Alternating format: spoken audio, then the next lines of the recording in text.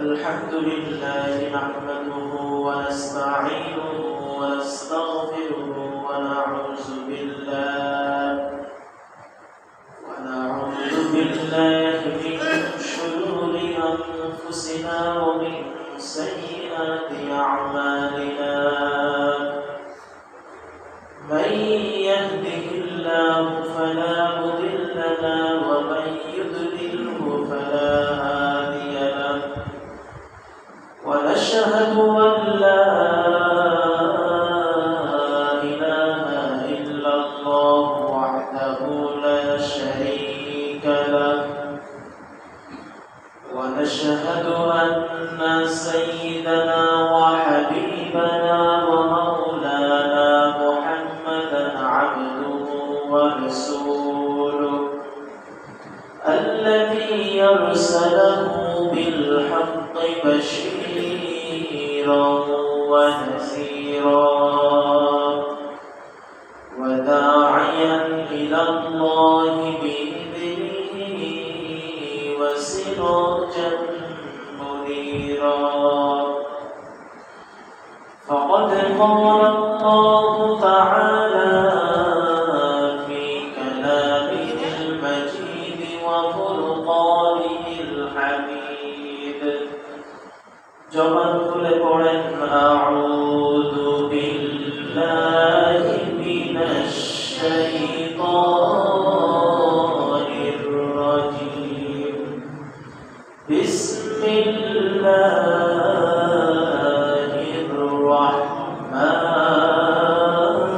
الرحمن الرحيم إن عدة الشهور عند الله 12 شهرا في كتاب الله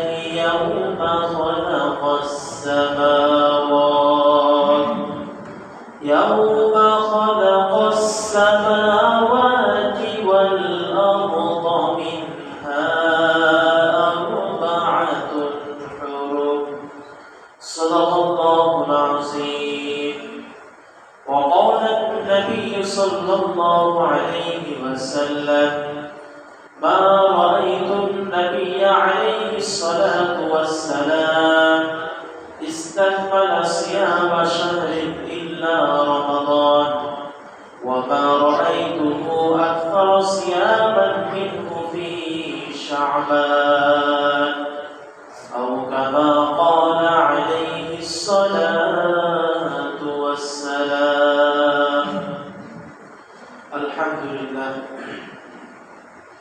আল্লাহ পাক রব্বুল আলামিনের দরবারে লাখো কোটি শুকরিয়া যে মহান আল্লাহ পাক রব্বুল আলামিন আমাদেরকে এই পবিত্র শাবান মাসে বরকতময় একটি দিনে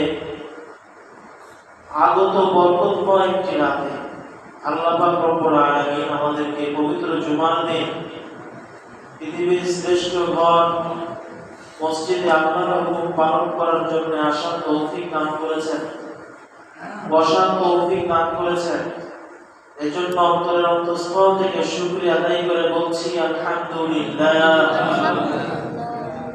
দুরূদ ও সালাম প্রেরণ করছি সাইয়্যিদুল মুরসালিন রাহমাতুল লিল আলামিন শাফিউল মুযনিবিন সাইয়্যিদুস সাহাবায়িন ইমামুল মুরসালিন খাতামুন নবিয়্যিন জনাব মুহাম্মদুর রাসূলুল্লাহ সাল্লাল্লাহু আলাইহি ওয়াসাল্লাম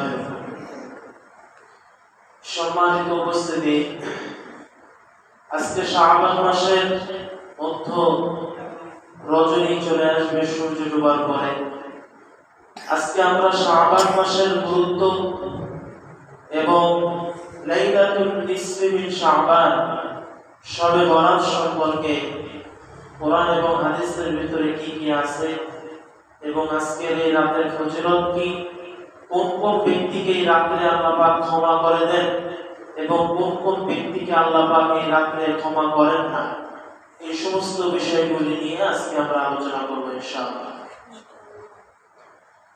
সম্মানিত উপস্থিতি আল্লাহর নবী সাল্লাল্লাহু আলাইহি ওয়াসাল্লাম রমজান মাসের পূর্বে সবথেকে বেশি যে মাসগুলিতে গুরুত্ব দিয়েছেন সেটা হচ্ছে শাবান মাস।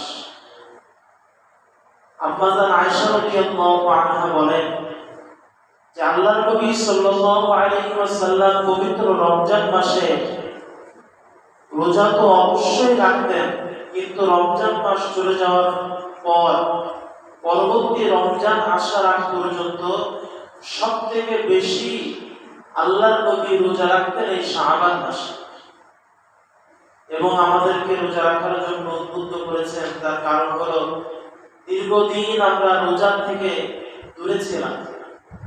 হুট করে যখন একটা রমজান মাস আমাদের মাঝে চলে আসে, রোজা রাখতে গেলে প্রাথমিক পর্যায়ে আমাদের একটু কষ্ট হয়ে যায় শারীরিকভাবে। এজন্য নবীজি বলেছেন যে তোমরা শাবান মাসটাকে গুরুত্ব দাও এবং এই মাসের থেকে তোমরা রোজা রাখার প্র্যাকটিসটা শুরু করে দাও। কারণ এই মাসে যদি আমাদের রোজা রাখার গুরুত্ব চলে আসে, রোজার একটা অভ্যাস চলে আসে, তাহলে রমজান মাসের রোজা রাখতে আমাদের কোনো কষ্ট হবে। এই জন্য নবীজি সবসময় একটা দোয়া করতেন, আল্লাহুম্মা বারিক লানা ফি রজব ওয়া শাবান ওয়া বাল্লিগনা রমাদান। অর্থ কি? হে আল্লাহ, রজব এবং শাবান মাসে আমাদেরকে বরকত দাও এবং আমাদেরকে রমজান পর্যন্ত পৌঁছে দাও। বলেন আমিন। কারণ হচ্ছে আগামী যে রোজাটা আমাদের আসতেছে, এই রোজা সম্পূর্ণ আমরা পাবো কিনা আমরা জানি না। গত বছর অনেক মুসল্লি এমন আছেন যে মুসল্লিগুলি এবছরের রোজা তারা পাবেন না, কারণ তারা অন্ধকার কবরে চলে গিয়েছেন। এজন্য নবীজি সব সময় দোয়াটা করতেন।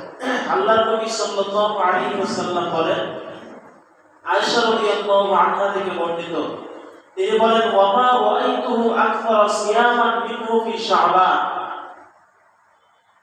আয়েশা রাদিয়াল্লাহু আনহা বলেন যে আমি রমজান ব্যতীত সবথেকে বেশি নবীজি সাল্লাল্লাহু আলাইহি ওয়াসাল্লামকে দেখেছি তিনি এই শাবান মাসে অধিক পরিমাণে রোজা রাখেন। অন্য একটি হাদিসের ভিতরে আসছে, লাম আরাহু সাইমান ফি শাহরিন কত্তু আকসারা মিন সিয়ামিহি মিন শাবান। একজন সাহাবী বলেন যে আমি নবীজিকে দেখেছি এই শাবান মাসে যে পরিমাণে রোজা নবীজি রাখতেন, অন্য কোন মাসে এত রোজা নবী রাখতেন না। কানা ইয়াসুমু শাবান কুল্লা, কোন কোন শাবান মাসে নবীজি পুরা শাবান মাস রোজা রেখেছেন। ওয়া কানা ইয়াসুমু শাবান ইল্লা কলিলা, আবার কোন কোন শাবান মাসে দুই একটা রোজা ছেড়েছেন, বাকি পুরো মাসটা তিনি রোজা রেখেছেন। আল্লাহর নবী সাল্লাল্লাহু আলাইহি ওয়াসাল্লামকে জিজ্ঞাসা করা হলো, ইয়া রাসূলুল্লাহ, শাবান মাসে কি কারণে আপনি এত পরিমাণে রোজা রাখেন? আল্লাহর নবী সাল্লাল্লাহু আলাইহি ওয়াসাল্লাম বলতেন, শাবান মাসে রোজা রাখার কারণ হচ্ছে দুইটা। জোরে বলেন কয়টা? দুইটা কারণে বিশ্ব নবী রোজা রাখতেন এবং তিনি রাখতে বলেছেন। এক নম্বর কারণ হলো যালিকা শাহরুন ইয়াগফুলুন নাসু আনহু বাইনা রজব ওয়া রমাদান। রজব মাস এবং রমজান মাসের মাঝখানের মাস হলো শাবান মাস। এই মাসটা মানুষ রমজানের জন্য প্রস্তুতি নেবে, কিন্তু মানুষকে আমি দেখতে পাই এই মাসটা মানুষ গাফেল থাকে, রমজানের প্রতি মানুষ এই মাস থেকে গুরুত্ব দিতে চায় না। যেইখানে মাস থেকে রোজা রাখার কথা, প্রস্তুতি নেওয়ার কথা, সেইখান থেকে মানুষ প্রস্তুতি তো নেয়ই না, বরঞ্চ এই মাসে আরো গাফেল হয়ে যায়। আল্লাহর নবী বলেন মানুষকে এই মাসের প্রতি গুরুত্ব দেওয়ার জন্য আমি নিজেও রোজা রাখি, মানুষকে রোজা রাখতে উদ্বুদ্ধ করি। বলেন সুবহানাল্লাহ। দুই নাম্বার গুরুত্বপূর্ণ কারণ, আল্লাহর নবী বিশ্ব নবী বলেন, ওয়া হুয়া শাহরুন তুরফাউ ফীহিল আ'মাল ইলা রাব্বিল আলামিন। আল্লাহর নবী বিশ্ব নবী বলেন শাবান মাস হচ্ছে এমন একটি মাস, এমন একটা মাস হলো শাবান মাস, যে মাসে একজন বান্দা সারা বছরে একজন বান্দা যে আমল করেছে, এই আমলটা এই শাবান মাসে আল্লাহর কাছে পেশ করা হয়। নবীজি বলেন, ওয়াহিবান আইয়ুরফা আমালি ওয়া আনা সাইম, আমার আমলনামা তো আল্লাহর কাছে পেশ করা হবে, আপনার আমলনামা পেশ করা হবে। প্রত্যেকের আমলনামা এই শাবান মাসে আল্লাহর কাছে পেশ করা হয়। নবীজি বলেন, আমি তো চাই এমন অবস্থায় যেন আমার আমলটা আল্লাহর কাছে যায়, যে অবস্থায় আমি রোজা আছি, অর্থাৎ আমি রোজাদার অবস্থায় আমার আমলটা আল্লাহর কাছে যেন পৌঁছায়। নবীজি বলতেন, আমি রোজাদার অবস্থায় যেন আমার আমলটা আল্লাহর কাছে পৌঁছায়। আমরা প্রত্যেকে কিন্তু ভালো মৃত্যু কামনা করি, যাই করি, নামাজ পড়ি না, রোজা রাখি না, যাকাত দেই না, আমরা হুকুম মানি না, নবীর তরিকায় চলি না, কিন্তু মনের ভিতরে একটা কামনা বাসনা যে যাই করি অন্তত আল্লাহ যেন আমার জান্নাত, মৃত্যুটা যেন আমার ভালো হয়। কাছে করবে না বললেও মনে মনে চায়। গত কিছুদিন আগে একজন মেয়ে দেখলাম স্টেজের উপরে ড্যান্স করতে করতে হঠাৎ মারা গিয়েছে।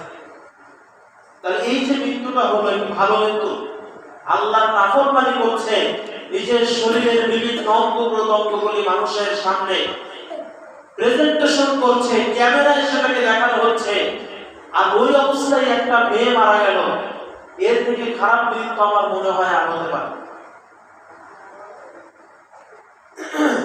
একজন ব্যক্তি, আমরা সারাদিন যে আমলগুলি করি, সারা সপ্তাহ করি, সারা মাস করি, আমলগুলি আল্লাহর কাছে পৌঁছায় তিন ভাবে। জোরে বলেন, কয় ভাবে?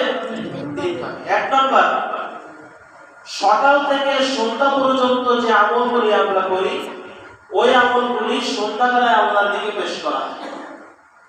আবার সন্ধ্যা থেকে আবার পরবর্তী দিন সকাল পর্যন্ত যে আমল করি, ওই আমলগুলি পরের দিন সকালে আবার আল্লাহর কাছে পেশ করা হয়। এটা হচ্ছে দৈনিক। দুই নাম্বার,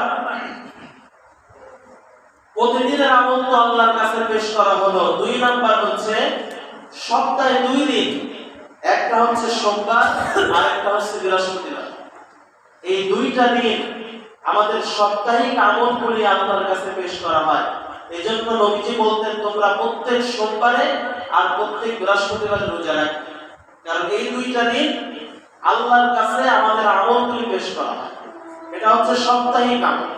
3 নাম্বার হচ্ছে বাৎসরিক আমল, যে আমলটা সারাটা বছর আমরা যা কিছু করেছি, নামাজ পড়েছি, রোজা রেখেছি, হজ করেছি, ওমরা করেছি, যাকাত দিয়েছি, নামাজ পড়েছি, তারাবির নামাজ, যা কিছু আমরা পড়েছি, সমস্ত আমলগুলি এই শাবান মাসে আল্লাহর কাছে পেশ করা হয়। জোরে বলেন সুবহানাল্লাহ।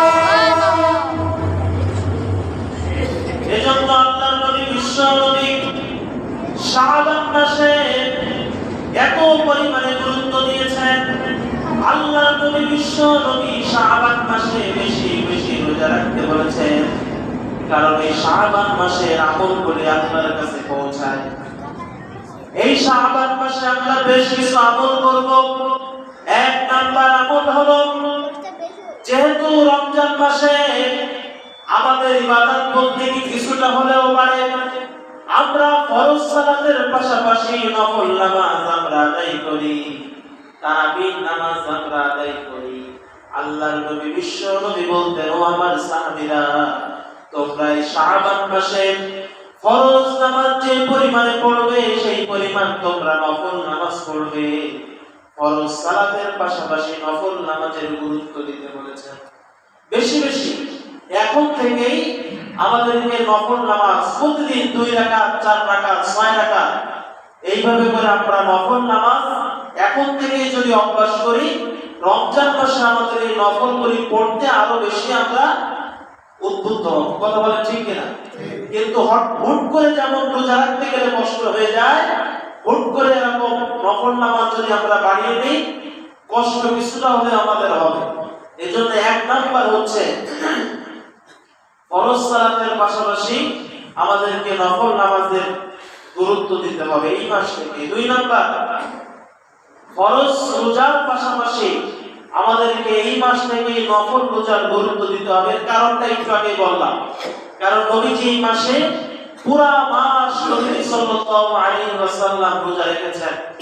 এজন্য ফরজ রোজার পাশাপাশি আমাদেরকে ফরজ নফল রোজার গুরুত্ব দিতে হবে। তবে এখানে একটা কথা আছে, সেটা হচ্ছে অনেকে এমন আছেন যাদের গত বছরের রোজা কিছু কাজা আছে, ওই কাজা রোজা করি আপনারা এই শাবান মাসে ফরজ রোজার আগে আমরা আদায় করে নিতে পারি, তাহলে আমাদের ওই কাজার যেই একটা পাওনা আল্লাহর কাছে আছে ওটা আমাদের পূরণ হয়ে যাবে। 2 নাম্বার হলো, 3 নাম্বার যেটা খুবই গুরুত্বপূর্ণ বিষয়, সেটা হচ্ছে আমরা রমজান মাসে যাকাত দেই না? আমাদের হিসাব করে আমরা রমজান মাসে যাকাত দেই।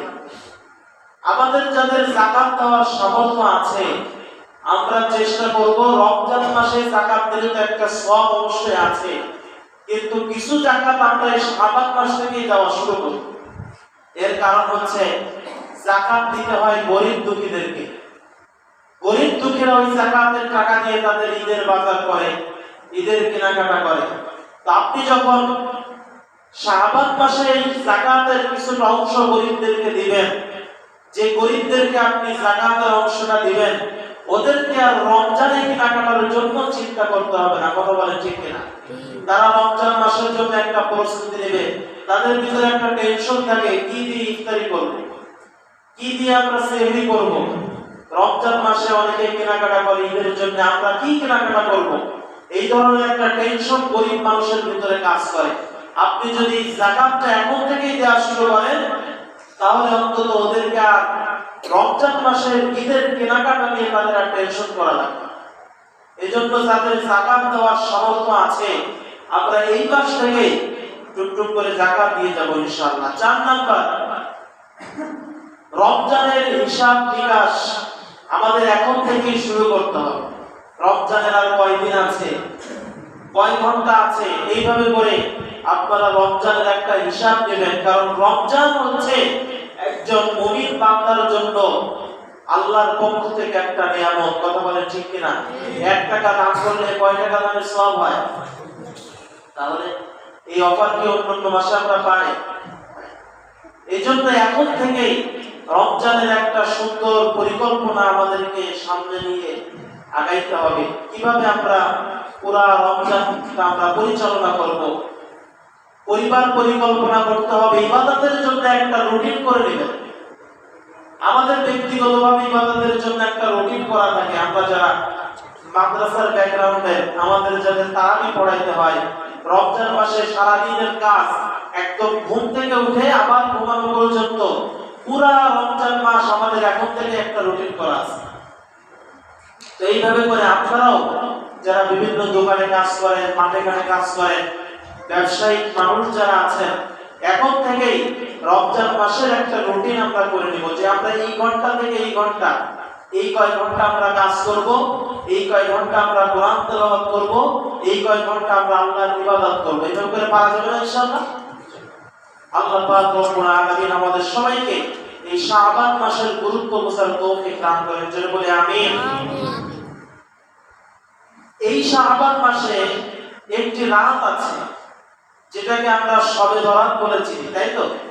আসলে হাদিসে শবে বরাত এই ধরনের কোনো শব্দ নেই, এটা হচ্ছে ফারসি শব্দ। মূলত শব্দটা হবে লাইলাতুন নিসফি মিন শাবান, শাবান মাসের অর্ধ রজনী। কিন্তু ওইটাকে আমরা না বলে আমরা কি বলি? শবে বরাত। সব মানে হচ্ছে রাত, তো বরাতের রাত যেটাকে আমরা বলি। কিন্তু মূলত হাদিসে যেটা আসছে সেটা হচ্ছে লাইলাতুন নিসফি মিন শাবান, শাবান মাসের অর্ধ রজনী। এই রাত্রির অনেকগুলি নাম আছে। একটা হচ্ছে লাইলাতুর রহমা, রহমতের রাত। আল্লাহ পাক রব্বুল আলামিন এই রাতে মানুষের উপরে রহমত নাযিল করেন। জোরে সুবহানাল্লাহ, সুবহানাল্লাহ। 2 নাম্বার লাইলাতুল বারাকা, এই রাতটাকে বলে লাইলাতুল বারাকা, মানে বরকতের রাত। আল্লাহ পাক যেমন এই রাতে রহমত নাযিল করেন, অনুরূপভাবে মানুষের উপরে আল্লাহ বরকত নাযিল করেন। সুবহানাল্লাহ। 3 নম্বরে এই রাতের আরেকটা নাম হচ্ছে লাইলাতুস সাদ, সাকুন শব্দের অর্থ হচ্ছে চেক। চেক বোঝেন তো, ব্যাংকের চেক দেয় না, চেক, এটার আরবি হচ্ছে সাকুন। এই রাতটাকে বলা হয় লাইলাতুস সাক, মানে চেকের রাত। কি বোঝা যায় এটা? অর্থাৎ চেক আপনি লিখে দিবেন, সই করে ব্যাংকে দিলে সেখান থেকে টাকা দিবে, তাই তো? ঠিক অনুরূপ ভাবে আল্লাহ পাক রব্বুল আলামিন চেক সই করলে যেমন টাকা পাওয়া যায়, আল্লাহ পাক রব্বুল আলামিন এই রাতেও তার কুদরতি চেকে সই করে হাজার হাজার মানুষকে আল্লাহ মাফ করে দেন। জন্য সুবহানাল্লাহ। এজন্য এই রাতটাকে বলা হয় লাইলাতুস সাক, আরেকটা বলা হয় লাইলাতুল নিসফি মিন শাবান, শাবান মাসের অর্ধরাত্রি। এই মাসের কি গুরুত্ব বা এই রাতটার কি গুরুত্ব আছে সেই ব্যাপারে নবী সাল্লাল্লাহু আলাইহি ওয়াসাল্লাম হাদিস শরীফের ভিতরে খুবই গুরুত্বপূর্ণ কথা বলেছেন। আল্লাহর নবী বিশ্ব নবী সাল্লাল্লাহু আলাইহি ওয়াসাল্লাম বলেন, ইদা কানাত লাইলাতুল নিসফি মিন শাবান, আল্লাহর নবী বিশ্ব নবী বলেন, যখন শাবানের মধ্য রজনী আসে, শবে বরাত যখন তোমাদের মাঝে চলে আসে, ওই সময় তোমরা কি কি করবা? রাতের বেলায় তোমরা নামাজ আদায় করবা। শুধুমাত্র নামাজ আদায় করলে হবে না, ফাইন্নাল্লাহা মুস্তাগফির, আল্লাহ পাক এই রাতে অনেক মানুষকে maaf করে দেন। কিভাবে maaf করে দেন? আল্লাহর নবী বিশ্ব নবী বলেন, ইন্নাল্লাহা লা ইয়াত্তালিউ ফি লাইলাতিন নিসফি মিন শাবান, আল্লাহ পাক রব্বুল আলামিন এই রাত্রিতে প্রথম আসমানে চলে আসে। প্রথম আসমানে চলে আসার পরে আল্লাহ পাক রব্বুল আলামিন ঘোষণা দেন, ও আমার বান্দা, আলা মিন মুস্তাগফিরিন ফাগফিরনা, এমন কোন বান্দা আছে নাকি যেই বান্দা আমি আল্লাহর কাছে ক্ষমা প্রার্থনা করবে, আমি আল্লাহ পাক তাকে ক্ষমা করে দেব। জোরে বলেন সুবহানাল্লাহ। আল্লাহ পাক আরো ঘোষণা দেন, আলা মিন মুস্তারজিকিন ফারসুমনা, এমন কোন বান্দা আছে নাকি যেই বান্দা আমি আল্লাহর কাছে রিজিক চাও, দুনিয়ার ভিতরে রিজিকের তোমার সমস্যা আছে, রিজিকটা তোমার ঠিক মতন হয় না, ঠিক মতন খেতে পারো না, আল্লাহর নবী বিশ্ব নবী বলেন, আল্লাহ পাক প্রথম আসমানে এসে ডাক দেয়, ও আমার বান্দা, আলা মিন মুস্তারজিকিন ফারসুমনা, এমন কোন বান্দা আছে নাকি যার রিজিকের সমস্যা আছে, আমি আল্লাহর কাছে চাও, আমি আল্লাহ পাক তার রিজিকের ব্যবস্থা করে দেব। আলা মুবতালি ফাওয়াফিহি, এমন কোন বান্দা আছে নাকি যেই বান্দা গুনাহে নিমজ্জিত হয়ে গিয়েছো, এমন কোন বান্দা আছে নাকি যেই বান্দা পাহাড় পরিমাণ গুনাহ করে ফেলেছো, আল্লাহ পাক সেই রাতে ঘোষণা দেন, বান্দারে আমি আল্লাহর কাছে তোমরা ক্ষমা চাও, আমি আল্লাহ পাক তোমাদেরকে maaf করে দেব। জোরে বল সুবহানাল্লাহ। এইভাবে করে বিভিন্ন জিনিস আল্লাহ পাক বলতে থাকেন।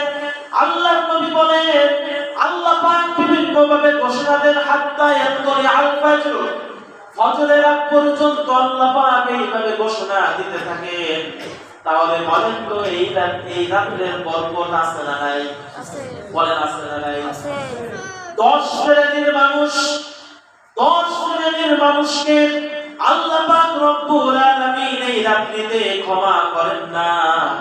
শুধুমাত্র শবে বরাতে নয়, শবে কদরেও আল্লাহ পাক ক্ষমা করেন না। কয় শ্রেণী? 10 শ্রেণীর মানুষকে আল্লাহ ক্ষমা করেন না। এক নাম্বার হলো মুশরিক। এক নাম্বার কি? এক নাম্বার হলো মুশরিক, যারা আল্লাহর সঙ্গে শরীক করে। এই ধরনের মুশরিককে আল্লাহ পাক কখনো ক্ষমা করবেন না, দুনিয়াতেও ক্ষমা করবেন না, আখিরাতেও ক্ষমা করবেন না। এক নাম্বার। 2 নাম্বার মুশাহিদ, বিদ্বেষ পোষণকারী ব্যক্তি, অন্যের বিদ্বেষ পোষণ করে, অন্যের দোষ চর্চা করে, আছে না নাই? সমাজের ভিতরে আছে না নাই? আল্লাহর নবী বিশ্ব নবী বলেন, যারা এই গুণে গুণান্বিত আছে, লাইলাতুল নিসফি মিন শাবান, শবে বরাতে, শবে কদরে, কোন রাত্রিতে বান্দা কোনদিন আল্লাহর কাছে ক্ষমা পাবে না।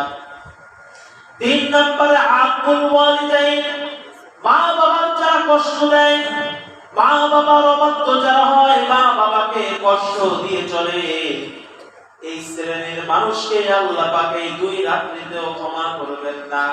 4 নাম্বার হচ্ছে মুদমিনুল খামার, যারা দুনিয়ার ভিতরে মদ পান করে, জুয়া খেলে, বিভিন্ন ধরনের হারাম কাজে যারা নিমজ্জিত আছে, অবৈধ জিনিস, হারাম জিনিস যারা ভক্ষণ করে, আল্লাহর নবী বিশ্ব নবী বলেন এই শ্রেণীর মানুষ এই 2 রাত্রিতে ক্ষমা পাবে না।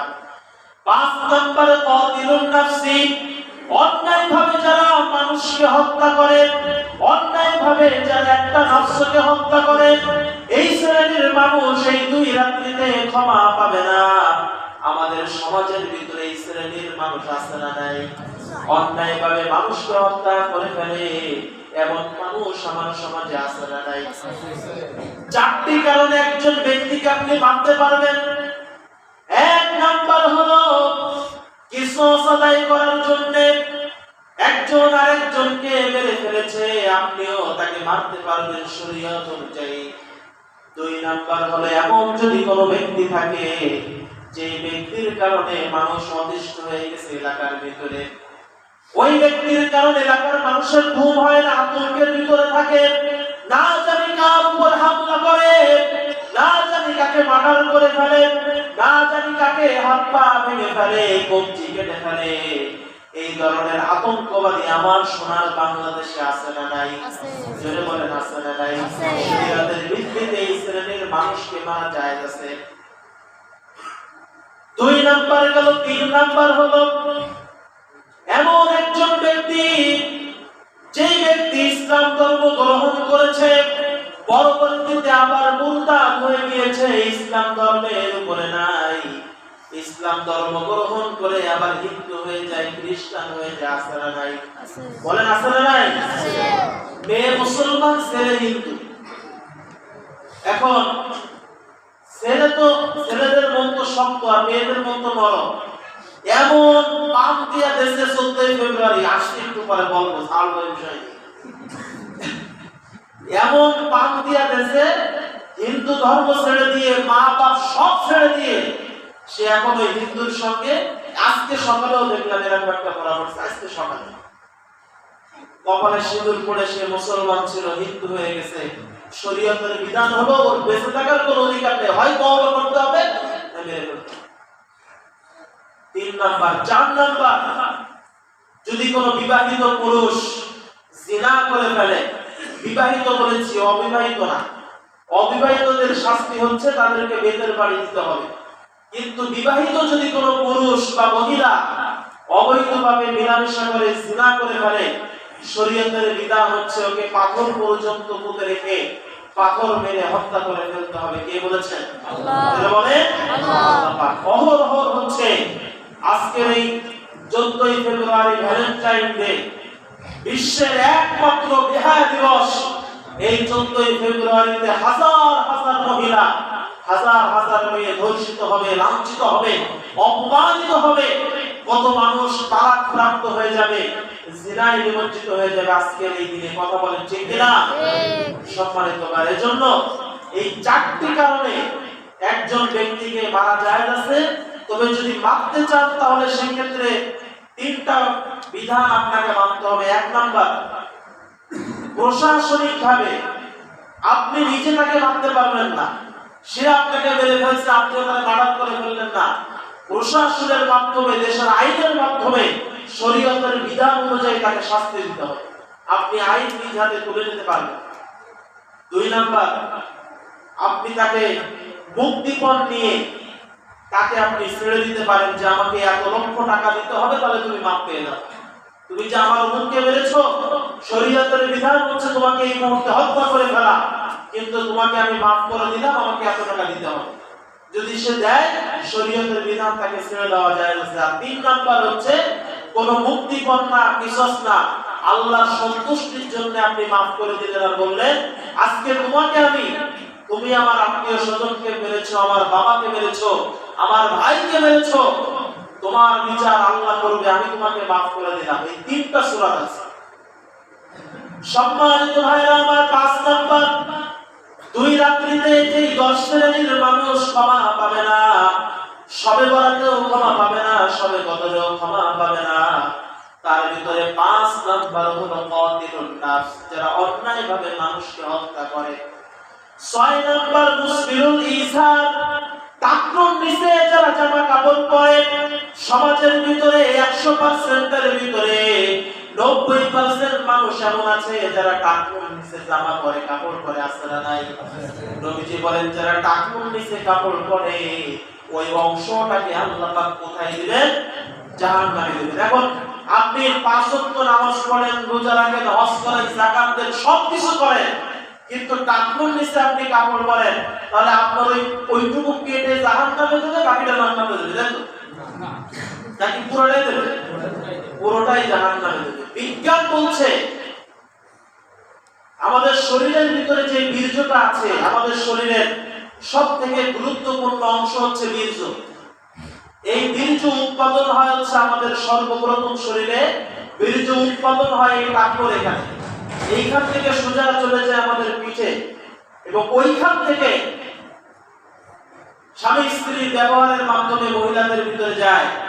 এই টাকনোর এইখানে যে বীর্যটা সর্বপ্রথম উৎপাদন হয়, ওই জায়গাটায় যত বেশি আলো বাতাস লাগবে ওই উৎপাদন তত বেশি সুন্দর হয়। এটা বিজ্ঞান প্রমাণ করেছে। এখন আপনি তো টাকনো ঢেকে রাখেন, আপনি টাকনো ঢেকে রাখেন সব সময়। আমার কিছু নামাজি আছে যখন মসজিদে আসে তখন পায়জামা বা প্যান্ট ভাঁজ করে আসে, যে মসজিদে বের হয় সে আবার ছেড়ে দেয়, আছে না? আপনি ওই বীর্য তৈরিটার জন্য একটা সুন্দর আলো বাতাস দিলেন না, উনা যত কানা খোড়া তারপরে যা আছে অন্য কারণ হবে না, আপনার হবে। এজন্য যত সুন্দরভাবে ওইটা উৎপাদন করা যাবে তত বাচ্চা আরো সুন্দর হয়। এটা বিজ্ঞান প্রমাণ করেছে। এজন্য যারা টাকনোর নিচে জামা পরেন, প্যান্ট পরেন, লুঙ্গি পরেন, আজকে থেকে সতর্ক হয়ে যাবেন, আল্লাহ কিন্তু আপনাকে মাফ করবেন। 6 নাম্বার গেল। 7 নাম্বার কাতিলুর রাহমিন। এই দুই রাত্রিতে 7 নাম্বারে আল্লাহ যাদেরকে মাফ করবে না তারা হচ্ছে রক্তের সম্পর্ক ছিন্নকারী। ভাই ভাইয়ের ভিতরে দ্বন্দ্ব আছে, 2 বছর 3 বছর 4 বছর কথা বলে না, আছে না নাই? আত্মীয় স্বজনের সঙ্গে কথা বলে না, ভালো সম্পর্ক নাই। আল্লাহর নবী বিশ্ব নবী বলেন আত্মীয়তার সম্পর্ক যারা রক্ষা করে চলবে না, রক্তের সম্পর্ক রক্ষা করে চলবে না, এই শ্রেণীর মানুষগুলি সবে বরাতেও মাফ হবে না, সবে কদরেও মাফ হবে না। 8 নাম্বার হচ্ছে জাদুঘর। যারা জাদু করে মানুষকে ক্ষতি করার চেষ্টা করে, আছে না নাই? জাদুগ্রস্ত করে মানুষকে ক্ষতি করার চেষ্টা করে, এই শ্রেণীর মানুষকে আল্লাহ রাব্বুল আলামিন ক্ষমা করবেন না। 9 নাম্বার হচ্ছে গণক। 10 নাম্বার হচ্ছে সুদখোর। সুদখোরকে আল্লাহ পাক কখনো ক্ষমা করবেন না। একটা বার সুদ খাওয়া মানে হলো 42 বার মায়ের সঙ্গে জিনা করা। এই জন্য সুদখোর এমন একজন ব্যক্তি যে ব্যক্তি সবে কদরেও মাফ পাবে না, সবে বরাতেও মাফ পাবে না। আল্লাহ পাক রব্বুল আলামিন এই 10 শ্রেণীর মানুষ থেকে আমাদের হেফাজত করেন, বলেন আমিন। জোরে বলি আমিন। আমিন। সম্মানিত ভাইরা আমার, সেই সবে বরাত বা লাইলাতুল নিসফি মিন শাবান, আজকে দিন কি রাত্রে সূর্য ডোবার পর থেকেই ইবাদতের রাত শুরু হয়ে যাবে। গত জুম্মায় হালকা বলেছিলাম, এই জুম্মায় বলছি, সবে বরাত বা এই রাতকে কেন্দ্র করে নির্দিষ্ট কোনো নামাজ নেই যে এত রাকাত নামাজ আমাকে পড়তে হবে। 2 রাকাত নামাজে প্রথম রাকাতে সূরা ইখলাস 20 বার আর দ্বিতীয় রাকাতে সূরা ফালাক 10 বার, এইভাবে করে যে বিভিন্ন নামাজের নিয়ম কানুনগুলি আছে এইগুলি শরীয়তে প্রমাণিত নয়। এরপর আরো একটা বিদআত আমরা করি এই রাতকে কেন্দ্র করে, সেটা হচ্ছে হালুয়া রুটি, যেটা ইতিমধ্যে অনেক বাড়িতে অলরেডি প্রস্তুতি শুরু হয়ে গেছে। কথা বলেন? এজন্য এই যে এই রাতকে কেন্দ্র করে হালুয়া রুটির আয়োজন করা, এই রাতকে কেন্দ্র করে বিভিন্ন মিলাদের আয়োজন করা, এই রাতকে কেন্দ্র করে রাত বরকতের রাত আপনি আল্লাহর কাছে ইবাদত বন্দেগী করেন, আল্লাহর কাছে দোয়া মোনাজাত করেন, কিন্তু এই ধরনের বিদআতি কোন কাজ করে আমরা সওয়াবের মধ্যে আর গুনাহগার হব। কথা বলেন ঠিক কি না? এজন্য সম্মানিত ভাইরা আমার, 2 রাকাত করে নফল নামাজ পড়বেন, আল্লাহর কাছে দোয়া করবেন, দোয়ার আগে দরুদ শরীফ পড়ে নেবেন, এই আমলগুলি করেন, বেশি বেশি এই রাতে জিকির করেন, সওয়াব দিবেন কে? আল্লাহ পাক রব্বুল আলামিন। কথা বুঝা গেছে? সম্মানিত ভাইরা আমার, তাহলে শাবান মাসের গুরুত্ব, শবে বরাতের গুরুত্ব সম্পর্কে আমরা আলোচনা করলাম। আল্লাহ পাক রব্বুল আলামিন আমাদের সবাইকে এই কথাগুলি মেনে চলার তৌফিক দান করেন।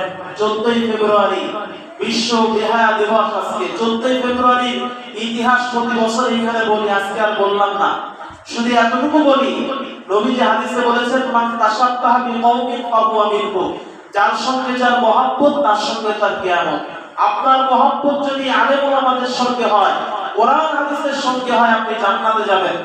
কিন্তু আপনার মহব্বত যদি হয় এই ভ্যালেন্টাইন ডের ইতিহাস গুগলে সার্চ দিয়ে দেখবেন, এত জঘন্য ইতিহাস, এই ইতিহাসের সঙ্গে যারা সম্পৃক্ত আছে, আল্লাহর রাস্তে তওবা করতে হবে। নিজেদের সন্তানরা যদি এই কর্মে লিপ্ত হয়, এর দায়ভার কিন্তু আপনি বাবা, আপনি মা, আপনাকে নিতে হবে। আল্লাহ পাক রব্বুল আলামিন এই বিশ্ব বেহায়া দিবস থেকে আমাদের হেফাজত করেন, জোর করে আমিন। লাইলাতুল বারাত, লাইলাতুল নিসফি মিন শাবানের সমস্ত রহমত বরকত যেন আমরা পাই, আল্লাহ পাক তৌফিক দান করেন, জোর করে আমিন। ওয়া আখিরু দাওয়ানা আলহামদুলিল্লাহি রাব্বিল আলামিন। যারা সুন্নাত পড়েন, সুন্নাত পড়েন।